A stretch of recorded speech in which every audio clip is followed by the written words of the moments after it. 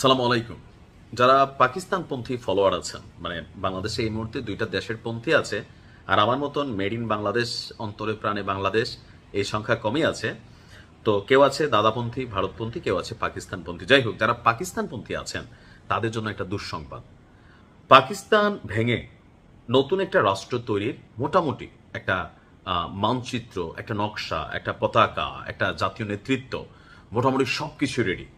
অনেকেই যারা এই খবরটার উপর নজর রাখছেন, আপনাদের নিশ্চয়ই খেয়াল থাকার কথা, বেলুচিস্তান পাকিস্তানের মধ্যে একটা বিশাল অংশ জুড়ে আছে বেলুচিস্তান। অর্থাৎ ভারত এবং পাকিস্তানের যে রাষ্ট্র নির্মাণের সিস্টেম, আমি যদি সহজ ভাষায় বুঝাই, ওইখানে হচ্ছে ধরেন প্রদেশ ভিত্তিক একটা সিস্টেম। অর্থাৎ পশ্চিমবঙ্গ, সেখানে মমতা দিদি দীর্ঘদিন রাজত্ব করছেন, নতুন আরেকজন আসছেন, ওই একটা সরকার নির্বাচিত হয়, ওই সরকার আবার কেন্দ্রীয় সরকার মোদির কাছে কানেক্টেড থাকে।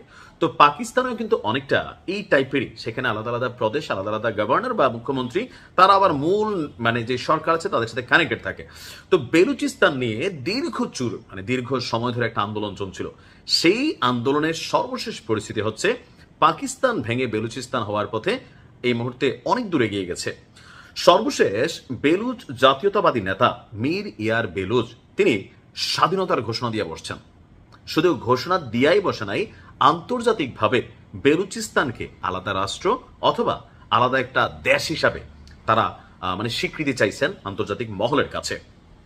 আবার কিছু বেলুচপন্থী অর্থাৎ বেলুচিস্তানপন্থী সূত্র দাবি করছে যে তারা বড় অংশের ভূখণ্ডের নিয়ন্ত্রণ নিয়েছে। এখন এই ঘটনাটা হচ্ছে কি, আপনি দেখবেন প্রায়ই পাকিস্তানের সেনাবাহিনী বেলুচিস্তানে অভিযান চালায়। আর এটার মেইন কারণ হচ্ছে বেলুচিস্তানের একটা নিজস্ব মানে সামরিক বাহিনীর মতো আছে, যেটা সরকারি না। ওই বাহিনীটার সাথে সরকারি সেনাবাহিনী যারা আছে তাদের কিন্তু প্রায় সংঘর্ষ হয়। আপনি দেখুন মাঝে মাঝে মারা যায়, সেনাবাহিনী অভিযান চালাবার। বেলুচের যে বাহিনীটা আছে তারাও কিন্তু যথেষ্ট শক্তিশালী। পাকিস্তান অনেক সময় দাবি করে এদেরকে ভারত পেছন থেকে আসলে এখানে মেশিনারি সাপ্লাই থেকে শুরু করে অনেক কিছু, এটা আসলে তারা এখানে কানেক্টিভিটি তৈরি করে পাকিস্তান থেকে বেলুচিস্তানকে আলাদা করতে চেয়েছে। কেন? পাকিস্তান যেমন বলে যে কাশ্মীরকে, আমরা যেমন কাশ্মীর ইস্যুতে কথা বলি যে কাশ্মীরকে স্বাধীন রাষ্ট্র করে দাও, কাশ্মীর ভারতের অংশ না, মুসলিমদের সংখ্যাগরিষ্ঠতা বেশি, তদ্রুপ ভারতও বেলুচিস্তানের এই আন্দোলনকে কাজে লাগিয়ে বেলুচিস্তানকে পাকিস্তান থেকে পৃথক করে সেখানে নতুন আরেকটা রাষ্ট্র করলে এটা ভারতের জন্য লাভজনক হবে, কারণ ভারত সেখানে বিনিয়োগ করবে। তো দেখেন, ইন্টারন্যাশনাল খেলা কিন্তু এক একজন এক একভাবে সেখানে করছে। এখন এই আন্দোলনটা আসলে কবে থেকে চলছে? 1947 সালে ব্রিটিশ শাসনের অবসানের পর কালাত নামে একটি দেশীয় রাজ্য স্বাধীনতার দাবি করছিল, অর্থাৎ 1947। পরে 1948 সালে তারা পাকিস্তানের অন্তর্ভুক্ত হয়। ওই অন্তর্ভুক্তি কি স্বেচ্ছায় হয়েছিল নাকি ব্রিটিশরা চাপের মুখে করায় নিয়েছিল? বা ওই মুহূর্তে 1947 সালে যখন ব্রিটিশরা ভারতীয় উপমহাদেশ ছেড়ে চলে যায়, তখন ভারত পাকিস্তান দুইটা রাষ্ট্রের জন্ম হয়, খেয়াল আছে তো, তাই না? বাংলাদেশ তখন তৈরি হয়নি। তো এরপরে আপনার 1948 থেকে বিভিন্ন সময়ে বিদ্রোহ হয়েছে, লাইক 1948, আবার 1958 থেকে 59, 1962 থেকে 63, 1973 থেকে 77, 2004 থেকে আপনার এ পর্যন্ত ধাপে ধাপে বিভিন্ন সময় এই আন্দোলনটা চলমান ছিল। এখন কেন কেন বেলুচরা চায় আলাদা একটা রাষ্ট্র করতে? প্রাকৃতিক গ্যাস, তামা, স্বর্ণের এখানে বিশাল একটা সম্পদ এখানে আছে।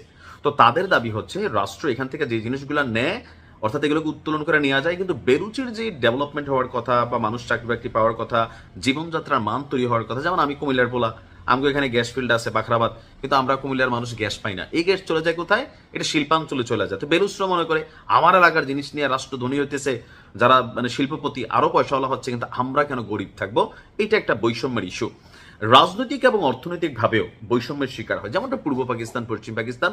এই স্বাধীনতা যুদ্ধের প্রধান কারণ ছিল এই অর্থনৈতিক বৈষম্য। নিরাপত্তা বাহিনীর বিরুদ্ধে, অর্থাৎ পাকিস্তানের সামরিক বাহিনী বা তাদের গোয়েন্দা বাহিনীগুলা বেলুচ নেতাদের মধ্যে যারাই বেলুচিস্তানের স্বাধীনতার পক্ষে কথা বলে বা একটু ফ্রন্ট লাইনে আসে তাদেরকে বিভিন্ন সময় নাই করে দেওয়া হয়। তো এই সার্বিক বিষয়ে তারা কিন্তু একটা আলাদা রাষ্ট্রই যাচ্ছে। তো পাকিস্তান সরকারের বক্তব্য কি? পাকিস্তান সরকারের বক্তব্য হচ্ছে পুরো বেলুচিস্তানের মানুষ, সাধারণ মানুষ এটা চায় না, একটা গোষ্ঠী তারা আসলে বিচ্ছিন্ন, তারা এখানে সাধারণ জনগণকে উস্কাইয়া একটা রাষ্ট্রকে বা পাকিস্তানকে ভাঙতে চায়। এমনকি তারা বিদেশি সহায়তা পায়, অর্থাৎ ভারত বা অন্যান্য রাষ্ট্রগুলো সহায়তা পায়।